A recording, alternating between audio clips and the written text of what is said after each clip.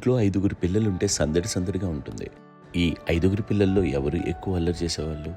అంత అల్లరి లేదండి. ఈయనే అల్లరి. అమ్మ ఇక్కడ ఒకటమ్మా, అల్లరికి, హుషారుకి, చలాకితనానికి, చిలిపితనానికి ఆ తేడా తెలుసుకుని చెప్పమ్మా. అల్లరంటే ఇప్పుడు నా ఇమేజ్ ఏమైపోద్ది, అల్లరంటే అల్లరుడా అని. నేనేమో చాలా రావుడు మంచి బాలుడు అనేలాగా నా ఇమేజ్ ఇది. నేను అలాగే చెప్తుండేవాడిని. నా ఉద్దేశం అదే. నేనేమో అల్లరే నన్ను అంటే చలాకితనం అమ్మ అల్లరు అనుకునేది. లేదంటే ఎక్కువ హుషారు కానీ చాలా బాగుండేవాడు అబ్బాయి. ఇంట్లో పనులన్నీ మీకు సాయంగా ఉంటాయి? అవునండి, వాడే చేసేవాడు. అది ఇంట్లో ఎవరు ముట్టుకునేవాడు కాదు. మా నాగబాబు అస్సలు ముట్టుకునేవాడు కాదు. అన్నిటికీ నాకు ఆయన సహాయమే పాపం. నాన్న ఆయన ఉద్యోగం వెళ్ళిపోయారు. నేను పాక్కుంటూ అలాగా వెళుతూ వెళ్ళిపోయాను. నాకు తెలియదు. తర్వాత అమ్మ చెప్తుంటే లేదుగా మాత్రం కొన్ని కమ్మర కోలు ఉంది నాది. ఒక అది పెట్టి అది వెళ్ళి కూర్చోతా ఏడుస్తున్నాను రోడ్డు మీద. అయ్యేసరికి వాళ్ళు 3 years సో నన్ను వాళ్ళు తీసుకెళ్ళి వాడు కమ్మరకులో కూర్చోబెట్టాడు. ఇక్కడికి ఏడుస్తాను, ఎవరికి వెళ్ళాడో తెలియదు వాళ్ళకి. సో అది ఒక గంట పోయిన తర్వాత అమ్మ ఎత్తుకుంటూ వాడు వచ్చి వాడు చిన్నబిడ్డ చూసారు వాడు మొత్తం తెచ్చి అది వాడు చూసి ఈ అబ్బాయి అన్నారు. కాదు అనేసింది. అదేంటి అంటారు, సరిగ్గా చూడమ్మా. ఈ అబ్బాయి మా అబ్బాయి అని. ఏంటమ్మా అంటే ఆ కమర్గోలులో కింద కూర్చోబెట్టాడు కదా, బస్ అంతా పూజేస్తున్నా అయిపోయింది. అంటే రంగని కాదు కానీ ఆ కమర్గోలులో కూర్చోబెట్టేసరికి అవి మసిగిస్తూ ఇంకా నల్లగైపోయింది. అంత నలుపుడేసరి నా బిడ్డ కాదని అమ్మ వెళ్ళిపోబోతుంది. మళ్ళీ ఏదో డౌట్ వచ్చి ఆగింది. అది ఆవు నేను నా బిడ్డ తీసుకెళ్ళింది. అప్పుడే చేసాడు థర్డ్ ఇస్ కట్టిందో డౌట్ నాకు.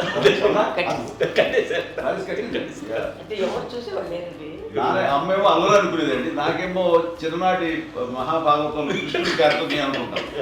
ఆయన మహానుభావులు అయ్యే వాళ్ళందరికీ ఆ లక్షణం ఉంటుందేమో చిన్నప్పుడు. కొన్నిదల కుటుంబ సభ్యులు మంచి రుచులను ఆస్వాదిస్తారని, మంచి భోజనాలని ఆనందిస్తారని అందరికీ తెలుసు. చిన్నప్పుడు వీరి ఆహారపు అలవాట్లు ఎలా ఉండేవి?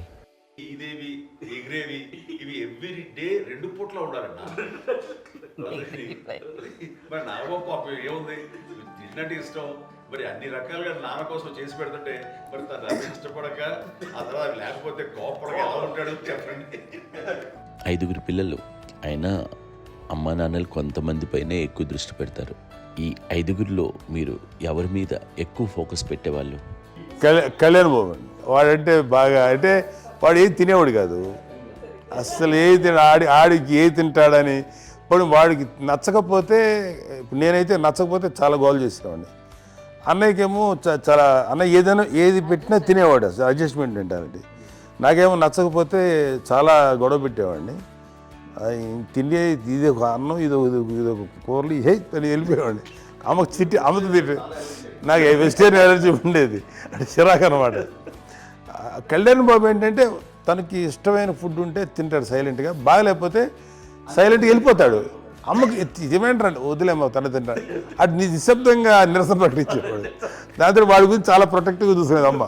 పైగా చిన్నప్పటి నుంచి కొంచెం వాడు వీక్గా ఉండేవాడు, అంత బలమైన ఇది కాదు. దాని తర్వాత కొంచెం అందుకని అమ్మ వాడిని స్పెషల్గా చూసుకునేది. వాడు స్పెషల్ కిడ్ అయ్యాడు ఇంట్లో.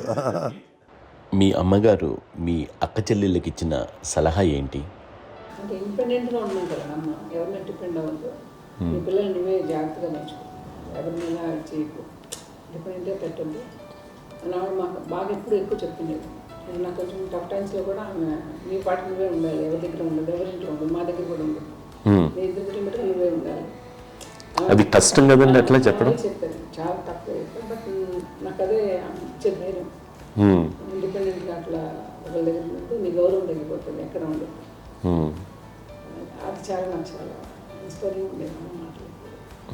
ఇప్పుడు కూడా అది చాలా హ్యాపీగా అనిపిస్తుంది అని చెప్పింది. అంతే కదా, ఇప్పుడు మనకు ఏదైనా రోగాలు వస్తే చేస్తాను దాన్ని మనమే. బట్ తగ్గించేవాళ్ళు కన్సర్న్ చూపించే డాక్టర్స్ ఒట్టుకోలు ఇద్దరు కింద ఉండొచ్చు, కానీ పోరాడాల్సింది మనమే. నాకు సార్ కొంచెం ఏదో ఒక డిప్రెస్డ్ ఇదేదో వస్తే ఫేస్ ఒకటి, నేనేదో ఇంకా మా అందరి నుంచి నేను సపరేట్ అయిపోయినట్టు ఒక సిచ్యువేషన్ వచ్చినప్పుడు అమ్మ నన్ను పట్టుకుని I'm there for you. Yes, ఎవరు నో అన్న ఎస్ అన్న ఫ్రెండ్స్ కానీ ఎవరైనా సరే ఎప్పుడు కూడా అలోన్గా మటుకు అనుకోకు, నేను నాన్న.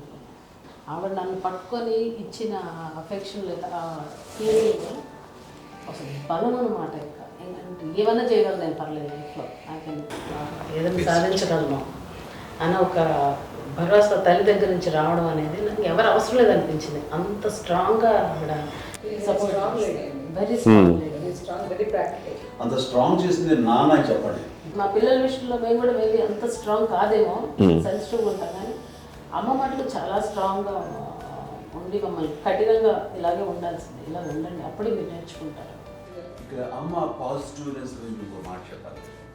అంటే తన బిడ్డలకే కాదు, ఈ రోజున మా రెండో పాప శ్రీజ కూడా తనకి లైఫ్ చిన్న డిస్టర్బెన్స్ వచ్చింది. ఆ టైంలో కూడా తను ఏముందంటే అప్పుడు నాన్నమ్మ దగ్గరికి వెళ్ళాను, తను ఇచ్చిన భరోసా, తను ఇచ్చిన మాట వెళ్ళలేని ధైర్యం వచ్చింది నాతో. నాన్నమ్మ దగ్గర ఎప్పుడు కూర్చోస్తాడు అప్పుడే పాజిటివ్ ఫీలింగ్ వస్తుందని నాతో షేర్ చేసుకుంటాను. తను మాతో చెప్తుంటే అనిపిస్తుంది కరెక్ట్.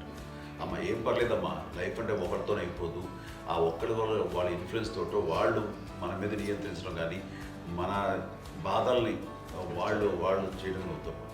జస్ట్ నువ్వు నీ గురించి నీ మనసులో ఏదనిపిస్తే నీ గుడ్ ఫీలింగ్ ఏది వస్తుందో ఆ ఫీలింగ్ ప్రకారం వెళ్ళిపోదు. అంటే ఆ generation people expect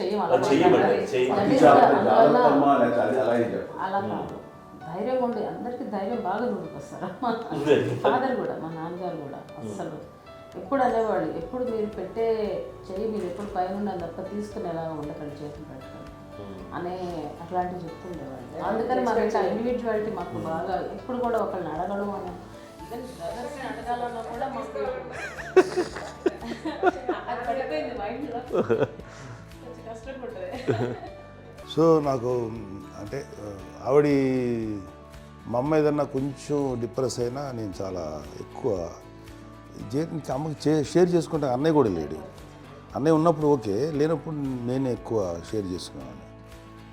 but the best thing మా అమ్మ దగ్గర నుంచి హగ్ అండి.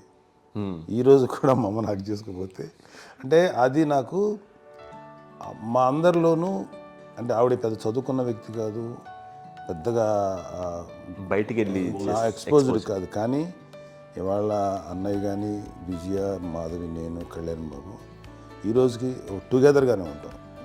మేబీ మాకు కొన్ని విషయాల్లో నాకు మా మాధవ్కి డిఫరెన్స్ ఆఫ్ ఒపీనియన్స్ ఉండొచ్చు, మా చెల్లికి మా అన్నయ్యకి అట్లా ఉండొచ్చు, ఉంటుందండి ఫ్యామిలీ అన్న తర్వాత. కానీ ద ఇన్విజిబుల్ బాండేజ్ మా అమ్మ ఇచ్చింది, ఆ లవ్ అండ్ ఎఫెక్షన్, హగ్, అవన్నీ ఆవిడ నాన్ వెర్బల్ అడ్వైజ్ ఏంటంటే అందరూ అలా కలిసి ఉండాలనేది ఆవిడ నుంచి మేము నేర్చుకున్నామండి. అది ఇట్స్ ఇస్ నాట్ వర్డ్లీ, అది నోటి మాట కాదు, అది వెర్బల్గా కాదు, నాన్ వెర్బల్గా చెప్పినటువంటి ఇది. సో అందుకని అది మాకు గొప్ప, మేమందరం ఇప్పుడు అలా ఉండడానికి కారణం, అంత కలిసి ఉండడానికి కారణం, మెయిన్ కారణం మా అమ్మ అండి. అది సో అందరూ ఉండాలనేది మా అమ్మ అడ్వైస్. ఇప్పుడు కూడా నేను ఎప్పుడైనా ఏదైనా ఫీల్ అయినా, అన్నయ్య ఫీల్ అయినా, లేదు నాన్న అట్లా వదుకు, ఇట్లా ఉండండి, ఇట్లా ఉండి ఇప్పటికీ చెప్తుంది. మేము ఎవరైనా ఎప్పుడైనా మా చెల్లితో గొడవపడ్డా అనుకోండి, నేను అట్లా అనకరా అని, ఎట్లాగా అన్న ఏమో లేదులేమ్మా ఏదో అన్నాను కానీ ఫీల్ అవ్వకమ్మా, మేమందరం కలిసి ఆవిడని అసలు టెన్షన్ పెట్టవండి మేము. సో అలా అది ఆవిడ నేర్పించింది. అలా కలిసి ఉండటం అనేటువంటి బాండేజ్ని ఆవిడ తన ఒక హగ్తో చెప్పింది. అన్నయ్య సినిమా చూడండి, జాదూకే చెప్పాను చూడండి, అది మా అమ్మ దగ్గరే ఉందండి. శంకర్దాదాలో చెప్తాడు చూడండి. ఇప్పుడు మోడ్రన్ వర్డ్స్లో చెప్పాలంటే మీ అందరికీ ఆవిడ ఒక వైఫై లాంటిది. Yes, you can say that. Yes ఇంకొక అడ్వైజ్ కట్టేనండి, అమ్మ విషయంలో నేను గొప్పగా ఫీల్ అయ్యేది, కానీ చాలామంది పెద్దలు రిటైర్ అయిపోయి విశ్రాంతి తీసుకుంటున్నటువంటి పెద్దలందరూ కూడా ఆచరించే విధంగా ఒక విషయాన్ని నేను గమనించాను. ఇప్పుడంటే నా దగ్గర ఉంటుంది కాబట్టి ఉన్నాను. అమ్మ విడిగా ఇంకొక ఇంట్లో ఉండేది, 9 సంవత్సరాలు నాన్నగారు పూర్వం దగ్గర నుంచి ఉండేది. 5 సంవత్సరాలు ఒంటరిగా ఉండి నన్ను బిడ్డలందరూ ఎవరు మానవ వెళ్ళిపోయారు, నేను ఒంటరి అయిపోయాను అన్న ఫీలింగ్ అమ్మకు ఎప్పుడు ఉండేది కాదు. తర్వాత బిడ్డలు వాళ్ళ టైం బట్టి వచ్చి చూసుకుంటూ సరిపోతుంది. అది వారమా, నెలక, 2 నెలక, అసలు ఒకసారి రాలేని పరిస్థితిలో ఉంటుంది 5-6 నెలల పాటు. ఇదే ఊళ్ళో ఉండి పక్క వీధుల్లో ఉండి ఎవరి పనులు వాళ్ళు బిజీగా ఉండి, ఎవరి షూటింగ్ వాళ్ళు బిజీగా ఉండి, ఎవరి ప్రొఫెషన్లో వాళ్ళు బిజీగా ఉండి, ఎవరి ప్రొఫెషన్లో వాళ్ళు బిజీగా ఉండి, తన సంసారం తను బిజీగా ఉంటాను. ఒకసారి అమ్మ ఏమీ ఫీల్ అయ్యేది, ఏంటమ్మా రావట్లేదు, అసలు పట్టించుకోవట్లేదు ఏంటి అంటే, అంతేలేమ్మా అని ఇలాంటి నిరసన మాటలు కానీ, ఈసరింపు మాటలు కానీ, లేకపోతే న్యూనతాభావం కానీ ఇలాంటివి ఎప్పుడు అమ్మకు లేవండి. వచ్చారు అబ్బాయి ఏం చేసి పెట్టడా చెప్పండి అంటూ చాలా పాజిటివ్ ఉంది. ఇప్పటికీ కూడా తను సపరేట్ కిచెన్ మా ఇంట్లో ఎంతో ఉంటుంది, వేరే కిచెన్. ఎందుకంటే అమ్మకి మోస్ట్ స్ట్రెస్ బస్టర్ వచ్చేసినా లేకపోతే ఏదో రిలీఫ్ ఏంటంటే తన కిచెన్లో కూర్చొని వండుకుతాడు, వండి అందరికి పెట్టాం. ఇప్పటికీ కళ్యాణ్ బాబు అక్కడక్కడ తిరిగేసి ఎక్కడెక్కడో చేసి నిరసన చేసి అన్ని రకాలుగా చేసి వస్తే అమ్మకి చాలా జాలి. ఆడేదో ఇంక మేము గుడ్లా కష్టపడుతున్నాం కానీ ఆడి ఎంతలో వెళ్ళేదో మీ టీవీలో వాటిలో అది ఎక్కువగా చూపించేసరికి వాడే కష్టపడతారు, మేము కష్టపడలేదు ఫీల్ అమ్మకి. అందులో వాడు రాగానే ఎలా వచ్చేవా అని అమ్మ ఎక్కడ కళ్యాణ్ బాబు అంటే ముందు అమ్మను కానీ ఎక్కడ కళ్యాణ్ బాబు తను ఎక్కడ ఉంటాడో ఏమో ఉంటుంది తెలుసు. అది తెలిసిన తర్వాత ఎక్కడ తను వాడికి ఇష్టమైన బిర్యానీ అవి చేసి చక్కగా పంపించి అన్నీ చేస్తుంది. అట్లాగా బిడ్డలకి పెట్టడమే తప్ప బిడ్డల నుంచి ఈ వయసులో ఎక్స్పెక్ట్ చేయడం లేకపోగా కొంచెం పట్టించుకోవట్లేదు అనే ఒక న్యూనత భావంలోకి వెళ్ళిపోయి సైకలాజికల్ డిప్రెస్ అయ్యే మదర్ మాత్రం కాదు. ఆ రకంగా మాకందరికీ భరోసా. మేము కూడా పెద్ద అయినా బిడ్డలు వాళ్ళ ప్రవృత్తి ఉద్యోగరీత్యా వాళ్ళ వృత్తిరీత్యా వాళ్ళు దూరం అయిపోయి మనల్ని చాలా కమ్యూనికేషన్ గ్యాప్ వచ్చినా సరే బిడ్డలు నాకు దూరం అయిపోయి పట్టించుకోవట్లేదు. ఇలాగే చూసావా వెళ్ళి ఎంత ఇదిగా వదిలేవాళ్ళు గురించి ఇప్పుడు ఏమైపోయానో అని ఇంత కించెం బాధపడలేదు వాళ్ళకి అంటూ నెగిటివ్ సైడ్ ఆలోచించే విధానం లేనే లేదు. అది మా అందరికి ఎంత కంఫర్టబుల్ అంటే అంత ఇంత కాదు.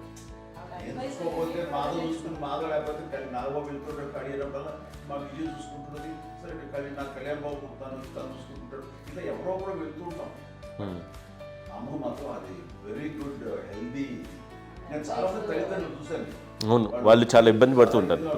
పట్టించుకోవట్లేదు, అర్థం చేసుకోగలము కానీ వాళ్ళు వస్తే బాగుంటుంది కదా అనేది ఉంటుంది. లేకపోతే ఫీల్ అవుతారు. అవును, అలాంటి ఫీలింగ్ ఏం లేదు. పైగా బిడ్డలు వస్తే వాళ్ళకి ఏం చేసి పెట్టాలా అనే ఆలోచన. అది వెరీ హెల్దీ. చాలా మంది ఆచరించాల్సిన ఒక విషయం అనుకుంటాను. చిన్నప్పుడు అన్ని ఆనందాలేనా, మర్చిపోలేని దుఃఖాలు కూడా ఏవైనా ఉన్నాయా? అమ్మ చెప్పాలంటే ఓపికకి, గృహిణిగా తన బాధ్యతలు నిర్వర్తించడానికి అండ్ అన్ని రకాలుగా టేకింగ్ కేర్. దీనికి ఒక మంచి ఉదాహరణ నేను చెప్పగలను. అది తలుచుకున్నప్పుడు నాకు చాలా ఉద్యోగంగా ఉంటుంది, నాకు చాలా ఖండితలు వచ్చేస్తుంది. అమ్మకి మేము 5 బిడ్డలు అండ్ పురిట్లోనూ 1 year పెరుగో 2.5 years పెరుగో 3 బిడ్డలు చనిపోయారు. నాకు గుర్తెరిగి పొన్నూరులో నేను 6th class చదువుతున్నాను, 6వ తరగతి. అప్పుడు రమణ అనే ఒక అమ్మాయికి 3 years. రమణ అంటే మా ముగ్గురు మా ముగ్గురికి కంటే పెద్దది, మా కంటే పెద్దది, కళ్యాణ్ బాబు కంటే పెద్దది, మాకంటే మధ్యలో పిల్ల. తనకి అప్పట్లో మా నాన్నగారు ఉద్యోగరీత్యా క్యాంప్కి వెళ్ళిపోతుండేవారు. ఏమి ఉంది నాన్న చెప్పాలంటే ఫుడ్లో కష్టపడేవారు, ఇంకా నాన్న చెప్పినట్టు కదా, నాగో చెప్పినట్టు. కానీ ఇంటి బాధ్యత, ఇంటి పనులు, రోగాలు వచ్చిన రుచులు వచ్చిన హాస్పిటల్కి తీసుకెళ్ళాలట ఏదైనా సరే అమ్మే పడేది. ఆ శ్రమ తీసుకున్న టైంలో అమ్మకి అసిస్టెంట్కి నేను సహాయపడుతుండేవాడు. అమ్మ నాకు ఫ్రెండ్స్ ఆడుకోవడం అలా నిజంగా ఎప్పుడు నాకు పుడితేది నాకు తెలియదు ఫ్రెండ్స్తో తిరగడం అని సేపు అమ్మ పట్టుకు ఉండేవాడు. అలాంటి నేను ఆ పిల్లకి బ్రెయిన్ ఫ్యూర్ వచ్చింది. ప్రభుత్వ ఆసుపత్రి పొన్నూరులో ఆ పిల్లని చేర్పించినప్పుడు 2-3 days అయిన తర్వాత ఒక బ్యాడ్ న్యూస్ వినాల్సి వచ్చింది. తెల్లారికి కాన్షియస్ పోయింది, ఏం చేయాలో తెలియదు. అమ్మ వయసు చిన్నదే. ఇద్దరు తీసుకుని ఆ బిడ్డల్ని ఒళ్ళో పెట్టుకుని శవాన్ని, డెడ్ బాడీని రిక్షాలో ఇంటికి వెళ్ళాలి. ఇప్పటికీ నాకు గుర్తు ఆ విజువల్స్. అని నాన్నకి తెలియదు ఏ విషయం, నాన్న ఎప్పుడు వస్తారో తెలియదు, ఎలా కమ్యూనికేట్ చేయాలో తెలియదు. అది తీసుకుని వెళ్ళిన తర్వాత ఇంట్లో పడుకోబెడుతుంటే ఏం చేయలేదు. చుట్టుపక్కల ముస్లిం సోదరులు ఉండేవాళ్ళు, ఫ్యామిలీస్. అక్కడ అంటే మసీదు, పొన్నూరు మసీదు పక్కనే మా ఇంట్లో అనుకుని ఆ ఇంట్లో అందరూ వచ్చి చూసేవాళ్ళు, వాళ్ళే హెల్ప్ చేసేవాళ్ళు. ఏం చేయాలో తెలియదు. ఆ నెక్స్ట్ రిచువల్స్ ఎలా చేయాలో, గర్భకాలం ఎలా చేయాలో తెలియదు. అందరూ చిన్నపిల్లలే. తను చిన్నది, మిగతాలందరూ పరిసరులే. సో అలాంటి పరిస్థితుల్లో తమ్మికి వచ్చినప్పుడు చుట్టుపక్కల వాళ్ళు వీళ్ళు వచ్చి చేయాల్సిన కార్యక్రమాలు చేశారు.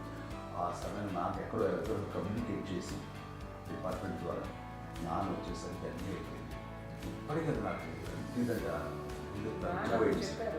మేము ఇలా ఎన్ని పురుషులు ఎన్ని పుట్టినామంటే ఎలాంటి ఇది లేకుండా జాగ్రత్త అనే ఒక హెచ్చరికలాగా చేస్తూ అండ్ వాళ్ళకి చాలా సపోర్ట్ చేశాను.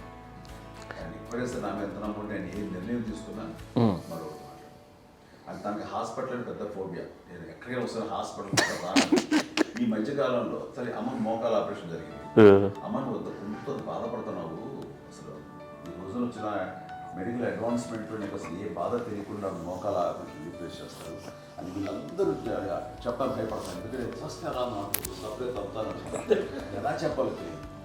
ఒక్క వీళ్ళంతా కలిపి నీ మాట వింటుంది, నీ మాట మీద నువ్వు చెప్తే వింటుంది.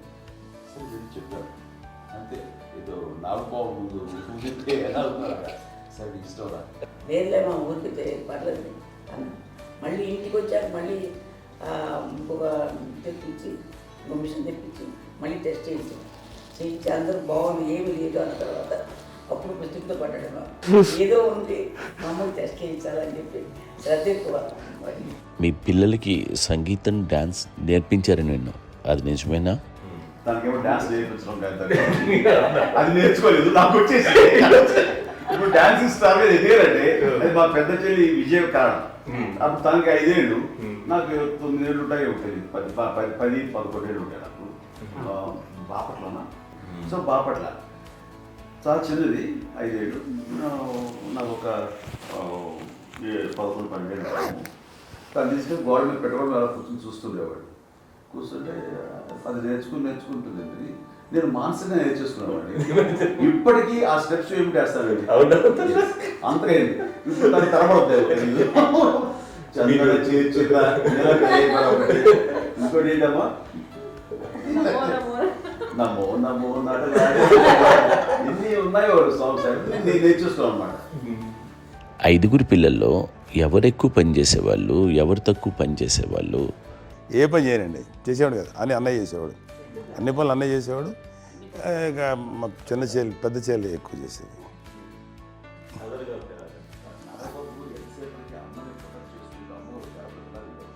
అదే అబద్ధం అండి, అది అన్నయ్య నన్ను గౌరవంగా మాట్లాడుతున్నాడు కానీ అన్నయ్య అవుట్ ఆఫ్ ప్రొటెక్షన్ మాడుతున్నాడు కానీ అవుట్ ఆఫ్ మాడుతున్నాడు కానీ అసలు ఎప్పుడు ఏ పని చేయలే. లేదు నిజం ప్రామిస్ అండి, ఏ పని చేసేవాడు కాదు.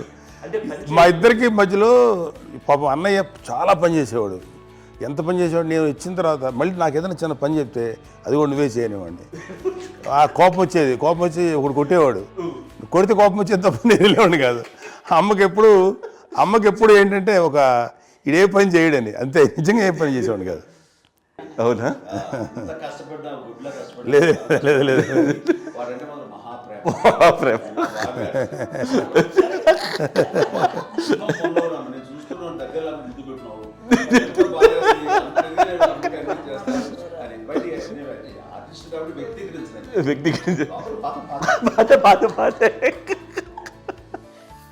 చిన్నది కాబట్టి చివరిది కాబట్టి తనంటే బుద్ధండి, నేను పెద్దోడు కాబట్టి నేను ఎక్కువ కష్టపడింది కానీ మా నాన్నగారి చేతిలో ఎక్కువ అంటే నాన్న బాగా కోపం ఎక్కువ అనుమానించింది కానీ అన్నయ్య పాపం బాగా దొరికేసేవాడు పాపం. ఒకసారి అంటే మరి మాకే అనిపించి ఏంటి ఇంత దారుణంగా ఉంది నాన్న మీద కోపం వచ్చేది నాకు. నాన్న మీద కోపం వచ్చేది, నాన్న చేసి బాధ అనిపించేది. అమ్మాయి ఏమనేది కాదు. సరే అయినా సరే ఎప్పుడు కూడా పోనీ అన్ని చేసినా మళ్ళీ తను హైపర్ యాక్టివ్ అన్నయ్య ఫుల్. ఇప్పటికీ ఉన్నాడు, ఇప్పుడు ఈ రోజు కూడా అదే అన్నయ్య సేమ్ హైపర్ యాక్టివ్. యూజువల్గా పెద్ద కొడుకు కొంచెం అంటే సూపర్గా ఒక నిదానంగా ఉంటాడు అంటారు, బట్ అన్నయ్య దానికి జస్ట్ ఆపోజిట్. యూజువల్గా ఆఖరి పిల్లలు హైపర్ యాక్టివ్ ఉంటారు, అన్నయ్య పుట్టడమే భయంకరమైన హైపర్ యాక్టివ్. ఒకప్పుడు అమ్మాయిల్ని ఎక్కువగా బయటికి పంపించేవాళ్ళు, అబ్బాయిల మీద కూడా అనేక ఆంక్షలు ఉంటూ ఉండేవి. మీ పిల్లల్ని అలా ఆంక్షల మధ్య పెంచారా, లేకపోతే పూర్తి స్వేచ్ఛనిచ్చారా? అంటే మాకు మా నాన్నగారు కానీ మా అమ్మగారు కానండి మాకన్నా చాలా బ్రాడ్ మైండ్ ఉన్న వ్యక్తులండి. ఎందుకంటే పిల్లలు ఎక్కడన్నా బయటకు వెళ్తే ఇప్పుడు మేమైతే భయపడిపోతాం. ఇప్పుడు భయం ఉన్నాను. మా విజయ్ కానీ మా చిన్న చెల్లి అన్నయ్య నేను అందరం కూడా ఇవాళ ఉన్న పరిస్థితిలో వాళ్ళు ఎప్పుడు భయపడేవాళ్ళు కాదండి. ఎక్కడికి వెళ్తాను వీళ్ళని ఇచ్చేవాళ్ళు, లేట్ అయినా అసలు ఏమనేవాళ్ళు కాదు. లేకపోతే ఏదైనా మోటార్ బైక్లు వేసుకున్నాం, లేకపోతే కారులో ఎట్లా పడితే ఎట్లా వెళ్ళినా సరే ఏమనేవాళ్ళు కాదు. వాళ్ళు తెలియకుండానే మాకు ఒక ఫ్రీడమ్ ఇచ్చారండి. సో దట్ అదే ఆ ఫ్రీడంలో భాగమే అన్నయ్య కానీ ఇండస్ట్రీకి వెళ్ళాలంటే కూడా ఒక వ్యక్తి ఒక కొడుకు ఒక గొప్ప కెరీర్ని పర్సూ చేసుకుంటూ వెళ్తున్నప్పుడు నాన్నగాని అమ్మగానే ఓపెన్ మైండ్ తోటి అసలు నువ్వు వెళ్ళినా ఎంతకాలం వెళ్తావచ్చు, నువ్వు ప్రయత్నించని చెప్పి అలా వదిలేశారండి.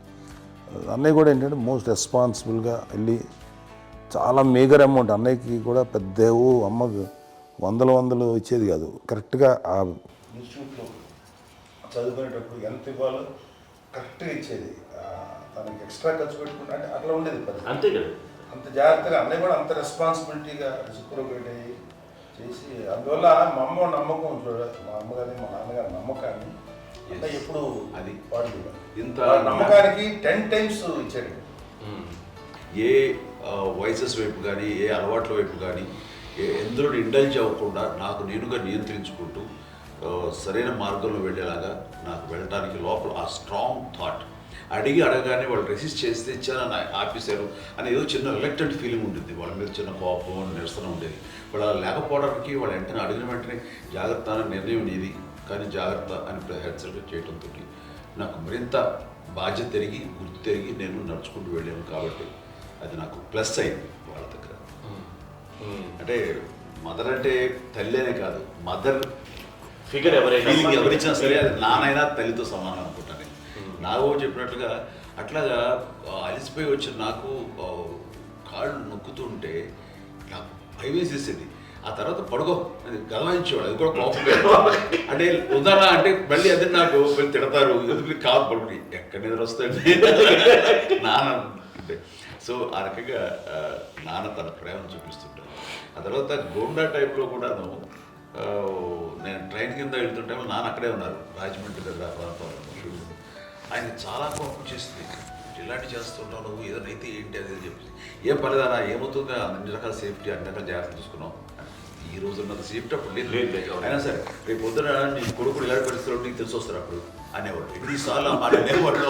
నాకు నిజంగానే మగధీర టైంలో బుర్ర పెట్టుకుని అటు రోడ్డు మీద పడిపోయాడు అని అన్నప్పుడు నాకు ఆ ఫస్ట్ టైం ఆ ఫీలింగ్ కలిగింది. అలాగే పీటర్ హెయిన్స్ అనేవాడు ఫస్ట్ మగధీరలో జంప్ చేస్తారు, మోటార్ బైక్ జంప్ చేసినప్పుడు ట్రైల్లో పీటర్ హెయిన్స్ అంత హైట్ నుంచి 20 feet 25 feet హైట్ నుంచి పడిపోయి మొత్తాన్ని బోన్స్ని ఇరగొట్టుకుని వాడు 7 నెలల పాటు వాడు ఇప్పుడు హాస్పిటలైజ్డ్. అది వీడైతే ఏమో తలుచుకుని భయం వేసేసేది. అప్పుడు నాన్న గుర్తుకు వచ్చేవాడు, ఓహో వాళ్ళ టెన్షన్ ఇంతే లేదు, మనకి మన కొడుకు వస్తే తెలియదు ఈ మాట నాన్న ఎప్పుడూ అన్నారని అనిపిస్తుంది. Sweet memories my. అత్త కోడళ్ళ మధ్య అనుబంధం ఎలా ఉంటుంది? సురేఖ్ గారితో మీకున్న అనుబంధం గురించి చెప్తారా? మాకండి కోడలు కాదండి, నాకు కూతురండి. అంత బాగుంటాం మేమిద్దరం కూడా.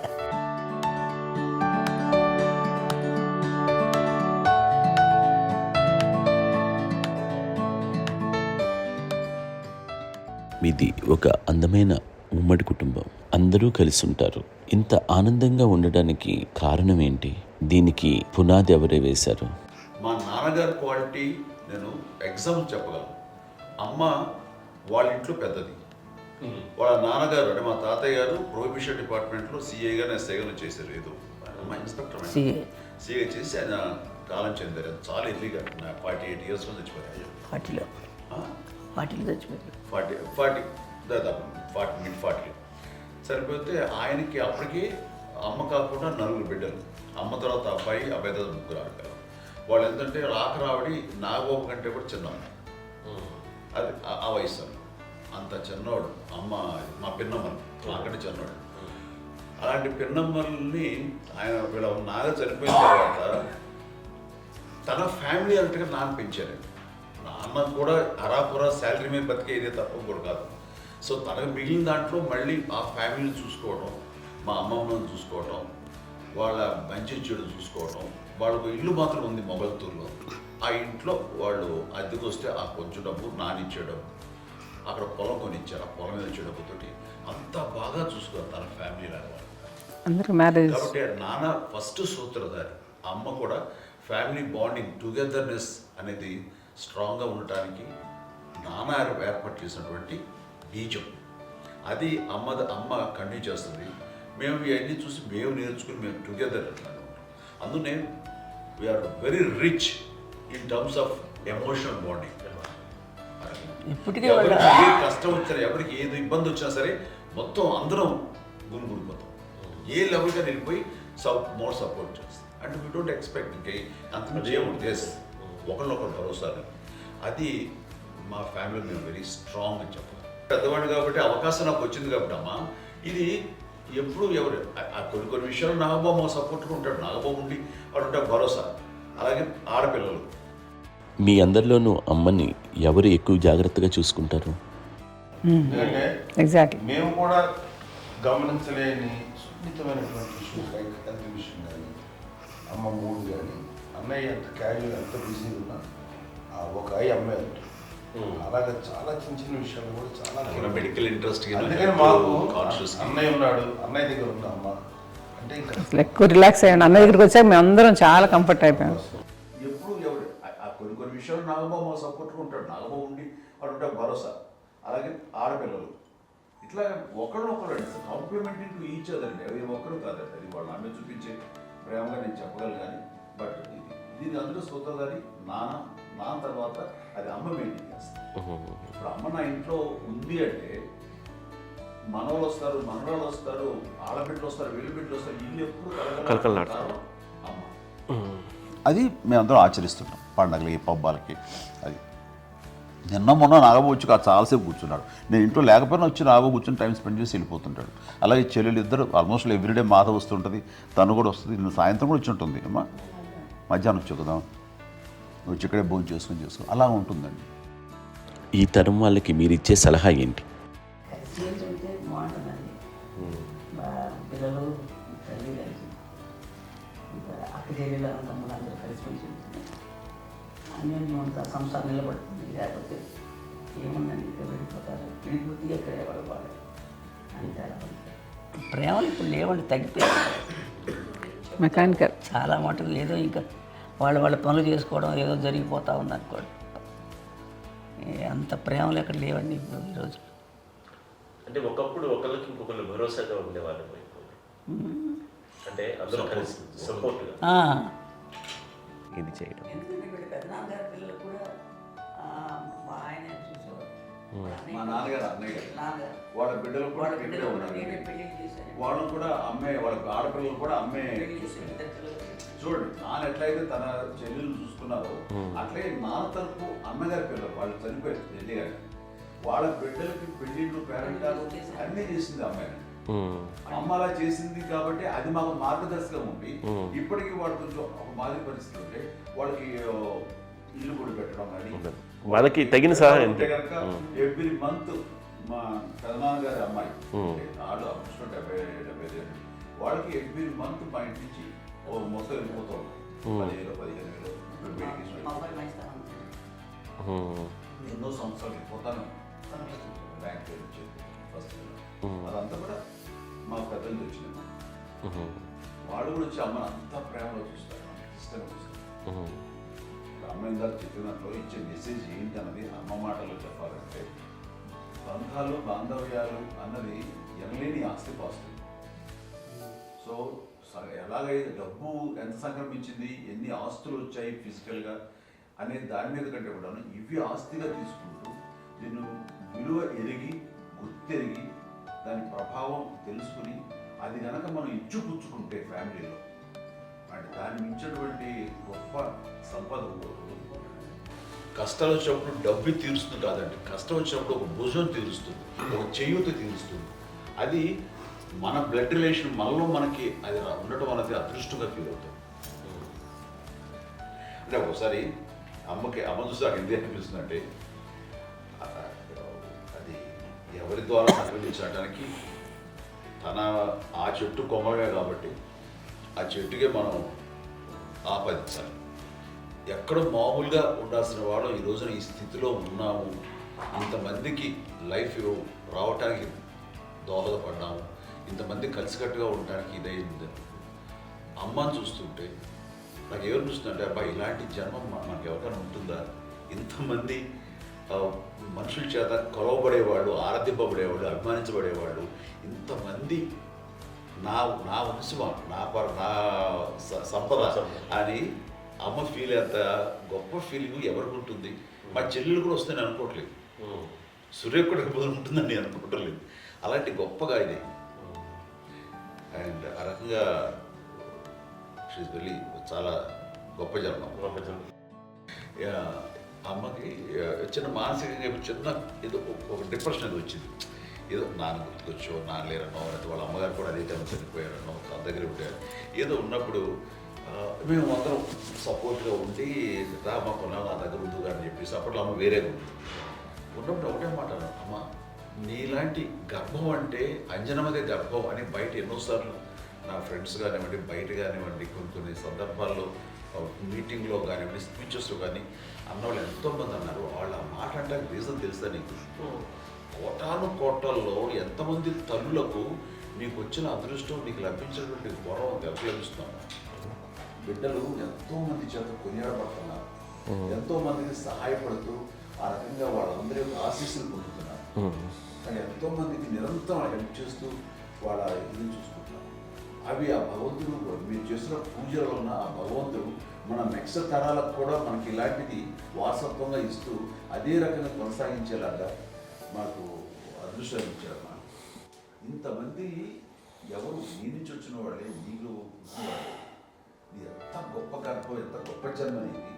అలాంటిది నువ్వు ఇలా అవటమేంటి? ఎంతసేపు ఇది హై లెవెల్లో ఉండాలి నీ ఫీలింగ్స్గా నువ్వు కానీ. అంతే నువ్వు ఇలాగా కుంగిపోవడం ఏంటమ్మా అని చెప్పినప్పుడు